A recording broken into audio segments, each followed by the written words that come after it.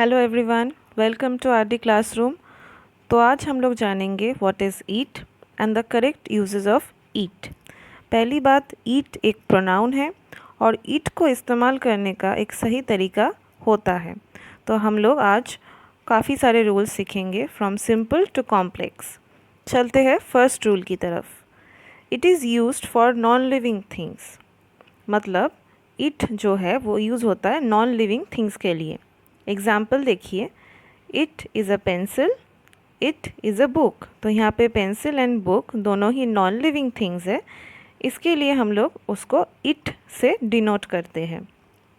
चलते गए rule number 2 की तरफ। For animals, when we don't know the gender properly we can use it. मतलब अगर एनिमल्स के लिए अगर आपको जेंडर नहीं पता है उसका, तब आप इट का ही इस्तेमाल करेंगे। एग्ज़ाम्पल देखिए, the cat followed its master.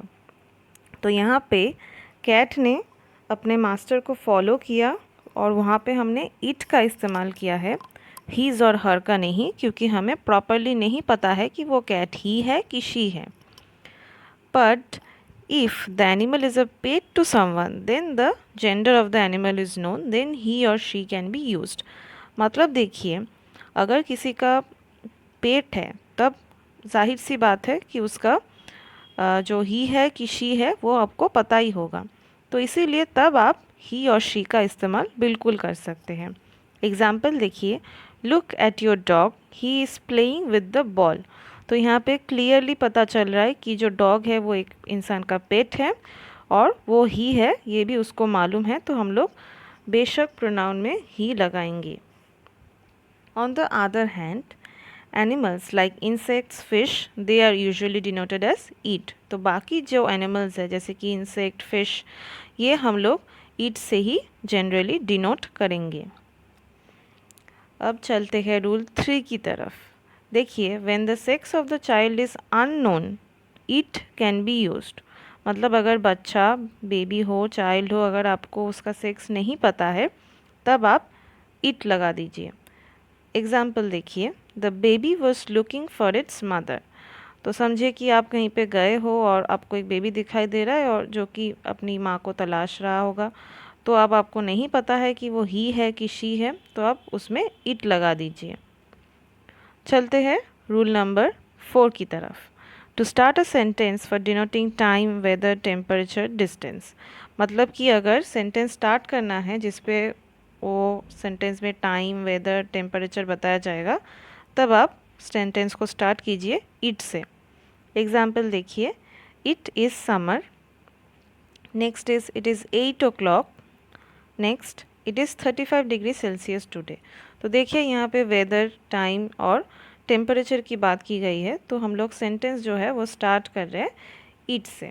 ऐसे ही ये सेंटेंसेस स्टार्ट होता है। अब हम लोग बात करेंगे अबाउट द रूल नंबर 5। देखिए, to give emphasis on the noun और प्रोनाउन फॉलोइंग इट। मतलब कि कोई नाउन और प्रोनाउन को विशेष तरीके से समझने के लिए हम इट का प्रयोग करेंगे। एग्जाम्पल देखिए, it is you who should say sorry. मतलब यहाँ पे यू को एम्फेसिस करने के लिए हम लोग सेंटेंस के स्टार्टिंग में इट का प्रयोग करेंगे। दूसरा सेंटेंस देखिए, it is Amit who took the right decision. मतलब यहाँ पे ये बताया जा रहा है अमित को एम्फेसिस करके कि अमित ही है जिसने एक सही डिसीजन लिया है।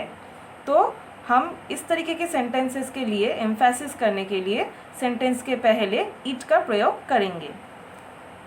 अब चलते हैं रूल नंबर 6 की तरफ। देखिए, it can be used as a subject for an impersonal verb. तो पहले जानते हैं कि इम्पर्सनल वर्ब होता क्या है। इम्पर्सनल वर्ब वही होता है जिसका कोई पर्टिकुलर सब्जेक्ट नहीं होता है, तो इस कारण से सब्जेक्ट में इट बैठता है। एग्जाम्पल देखिए, it was raining, it thunders, it snows. तो वर्ब्स जो है जैसे कि स्नो, थंडर, रेन, इसका कोई पर्टिकुलर सब्जेक्ट नहीं होता है, तो इस कारण से ये जो सेंटेंसेस है उसको स्टार्ट करने के लिए हम लोग इट का प्रयोग करेंगे। अब चलते हैं रूल नंबर 7 की तरफ। It can be used as preparatory object for an object to come after. Structure देखते हैं, subject plus verb plus it plus complement plus infinitive और क्लॉज। पहले बता देती हूँ कि ये कॉम्पिटिटिव एग्जाम्स वालों के लिए काफ़ी इंपॉर्टेंट है। फिलिंग द ब्लैंक्स आता है इसमें से। देखिए इसका मतलब ये होता है कि जब कोई एक्चुअल ऑब्जेक्ट हो तो उसको पहले हम लोग इट लगा देते हैं समझाने के लिए, उसके बाद वो ऑब्जेक्ट आता है इन्फिनेटिव या क्लॉज के रूप में। एग्जाम्पल देखिए, I consider it wrong to do so. तो यहाँ पे सब्जेक्ट आई है, वर्ब कंसिडर है और उसके बाद हम लोग इट का प्रयोग कर रहे हैं। उसके बाद कॉम्प्लीमेंट आ रहा है रॉन्ग और उसके बाद देखिए टू डू सो, ये है इन्फिनेटिव और यही है एक्चुअल ऑब्जेक्ट, लेकिन इसको पहले हम लोग समझाने के लिए इट का इस्तेमाल करेंगे। दूसरा सेंटेंस देखिए, she made it clear that she wanted to join the Indian army. बिल्कुल सेम तरीका ही है, शी सब्जेक्ट है, मेड वर्ब है और उसके बाद इट का प्रयोग किया गया है। देखिए क्लियर जो है वो एक कॉम्प्लीमेंट है और उसके बाद that she wanted to join the Indian army, ये पूरा का पूरा एक क्लॉज है। तो इस तरीके से ये सेंटेंसेस होता है जिस पे इट जो है वो प्रिपरेटरी ऑब्जेक्ट का काम करता है, जहाँ पे क्या होता है कि ऑब्जेक्ट बाद में आता है। तो ये था आप लोग के लिए the 7 rules for the correct uses of it. तो अच्छा लगा हो तो लाइक कीजिए, शेयर कीजिए एंड सब्सक्राइब कर दीजिए।